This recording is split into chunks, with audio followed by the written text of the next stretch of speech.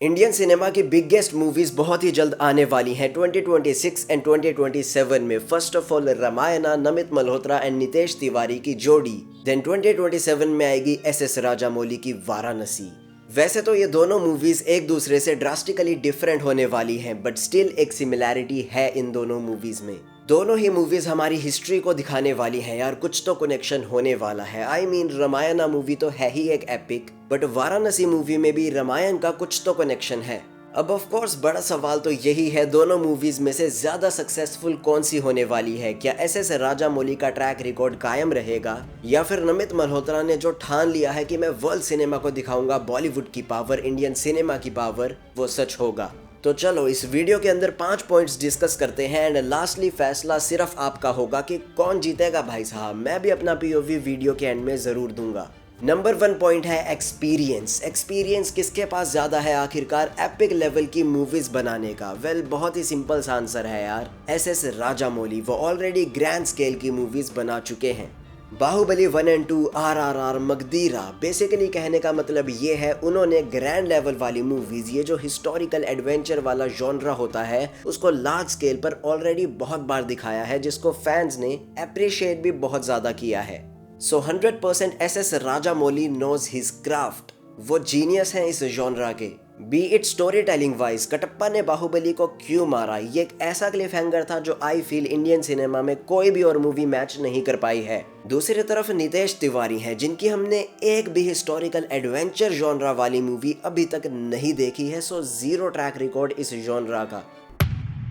Nitesh Tiwari literally एक polar opposite है यार एस राजामौली के। नितेश तिवारी की मूवीज काफी ज्यादा grounded, raw and real feel होती हैं। नितेश तिवारी ऐसी मूवीज लाते हैं, ऐसी कहानियां लाते हैं जिससे हम पर्सनल कनेक्शन फील कर पाते हैं। बी इट छिछोरे, जिसमें हमने कॉलेज लाइफ एक्सपीरियंस करी, बी इट चिल्लर पार्टी, जिसमें हमने अपना बचपन जिया। लेकिन रामायण की जो यार ये कहानी मिली है ना अब नितेश तिवारी को, जिसके अंदर ऐसा पर्सनल कनेक्शन है जो हर एक एज ग्रुप फील करता है, और हमारे पर्सनल कनेक्शन को तो एकदम फील कराने वाले, बिल्ड करने वाले एक्सपर्ट है नितेश तिवारी। लेकिन सवाल जस्ट ये है, क्या वो ग्रैंडनेस ला पाएंगे, क्या वो विजन ला पाएंगे? जैसे राजामौली ने दिखाया वानर सेना को, वो पिरामिड सा दिखाया, राम जी उस पिरामिड के ऊपर खड़े हैं, वो वाला विजन क्या मैच कर पाएंगे, या फिर वो ग्राउंडेड अप्रोच को ही फॉलो करेंगे? ये देखना इंटरेस्टिंग होगा। लेकिन अगर मैं अपना पॉइंट ऑफ व्यू दूं तो विजन दिखाने में, यूनिकनेस दिखाने में, एक स्क्रीन प्ले दिखाने में जो ज्यादा एक्सपर्ट मुझे लगता है ना, वो आई फील राजामौली ही होने वाले हैं यार। बट अब पॉइंट नंबर 2 ऐसा है जो लिटरली पूरी गेम बदल सकता है। Point number 2, budget. लिटरली स्वर्ग एंड नरक जितना डिफरेंस है यार। रामायण का part 1 and part 2 combined budget जहां पर 4000 करोड़ बताया जा रहा है, वहीं पर वाराणसी का बजट अराउंड 1400 CR बताया जा रहा है। 1400 CR कोई छोटी अमाउंट नहीं है बॉस। लेकिन अगर रामायण पार्ट 1 एंड पार्ट 2 से कंपेयर करने जाओगे तो ये हाफ भी नहीं है। तो इतना ज्यादा बजट एलोकेट होना एक डायरेक्टर की विजन को बढ़ा तो 100% सकता है यार। आई मीन आप जस्ट इमेजिन करो, एस राजामौली के पास भले ही विजन का एक्सपीरियंस, इस ग्रैंड एपिक बनाने का एक्सपीरियंस ज्यादा हो, लेकिन नितेश तिवारी को जो बजट मिला है ना भाई साहब, वो हायर कर लेंगे यार उन लोगों को जिनको एक्सपर्टीज है हिस्ट्री में, जिनको एक्सपर्टीज है ये एपिक कैसे विजन करनी चाहिए, VFX में, CGI में वो विजन कितना स्केल हो सकता है, just by increasing the budget. Simple सी बात है यार, जितना पैसा होगा उतनी ही ज्यादा अपॉर्चुनिटी होगी एक मूवी को बड़े स्केल पर बनाने की। हालांकि रामायणा मूवी का जो टीजर आया है, रामा वो ग्लिम्स आया है, वो थोड़ा मिक्स्ड रिस्पॉन्स ही जनरेट कर पाया है। कोई कह रहा है AI का यूज़ किया गया है, कोई कह रहा है थोड़े गेमिंग वाले विजुअल्स लग रहे हैं यार, तो कोई कह रहा है 4000 करोड़। नहीं, 4000 करोड़ वाला माल तो ये नहीं लग रहा।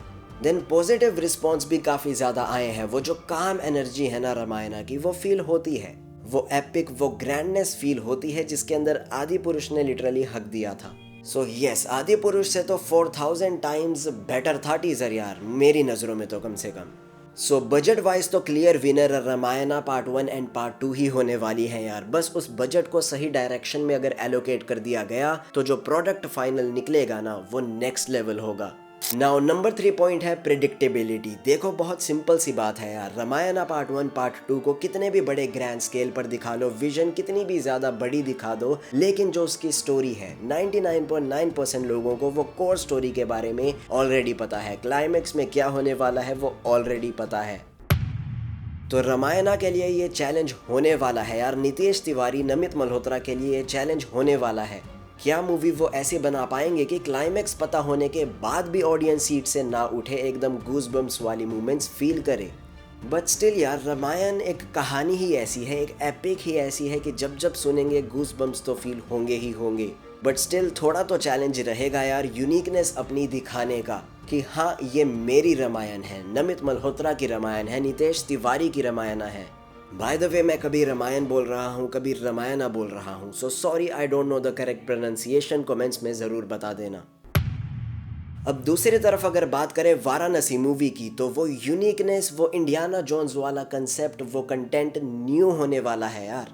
ये ग्लोब ट्रॉटर वाला कंटेंट इंडियन ऑडियंस ने ज़्यादा नहीं देखा है। हॉलीवुड ही बनाता है ऐसी मूवीज़, बॉलीवुड में आई डोंट थिंक सो ज़्यादा कुछ बनी है। वाराणसी मूवी कोई रियल स्टोरी नहीं है, हमें नहीं पता इसका क्लाइमेक्स कैसा होगा। दुनिया क्यों घूम रहे हैं महेश बाबू, कभी अफ्रीका में, कभी ये बर्फीले पहाड़ों में, क्या कोई खजाना है, क्या संजीवनी बूटी है, we know nothing. But we know कि इंस्पिरेशन ली जाएगी रामायण से, तो हमें यार इंटरेस्टिंग क्यूरियोसिटी वाला एंगल तो मिलेगा कि प्रेजेंट डे की स्टोरी को हमारे पास्ट से कैसे कनेक्ट किया जाता है। तो आई फील वाराणसी मूवी को प्रिडिक्ट करना तो मुश्किल होगा। अब ये मूवी एंटरटेनिंग होगी या फिर नहीं, ये तो जब रिलीज होगी तभी पता चलेगा। But you got my point right, it's something we will witness for the first time.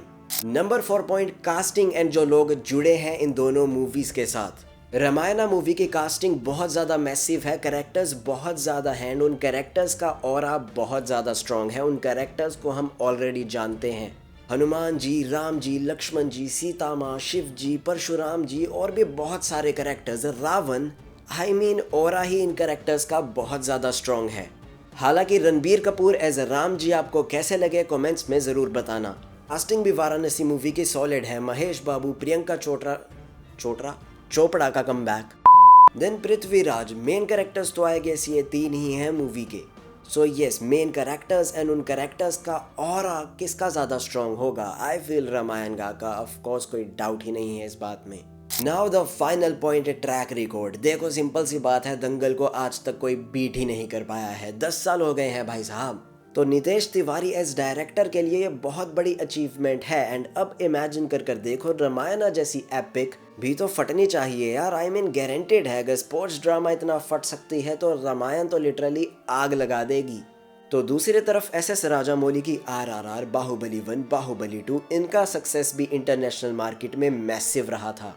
तो वाराणसी मूवी को भी इंटरनेशनल ऑडियंस 100% मिलने वाली है। एंड ये इंडियाना जोन्स एडवेंचर वाला जॉनरा हॉलीवुड वाले लोगों को बहुत पसंद आता है। तो इस पॉइंट में आई थिंक दोनों मूवीज़ इक्वली स्टैंड करती हैं यार। तो अब आपकी बारी है कमेंट्स में बताने की कि इन दोनों मूवीज़ में से कौन सी मूवी ज़्यादा सक्सेसफुल हिट बनेगी यार। अब अगर मैं अपना POV बताऊं तो देखो सिंपल सी बात है, रामायणा मूवी का बजट बहुत ही ज़्यादा है, तो उसको सक्सेसफुल हिट बनने के लिए पैसा भी बहुत ज़्यादा कमाना पड़ेगा। जबकि वाराणसी मूवी के लिए इतना केस कॉम्प्लिकेटेड नहीं है। तो आई फील पैसा तो ज़्यादा भले ही रामायणा कमाएगी, लेकिन प्रॉफिटेबिलिटी के मामले में, सक्सेसफुल हिट के मामले में वाराणसी शायद ज़्यादा आगे जा सकती है। नाउ टैप हेयर, अगर जानना चाहते हो विराट कोहली के ऊपर अगर बायोपिक बनाई जाए तो उसकी कहानी कैसी होनी चाहिए, बहुत मज़ा आएगा। जस्ट टैप एंड एंजॉय, अलविदा।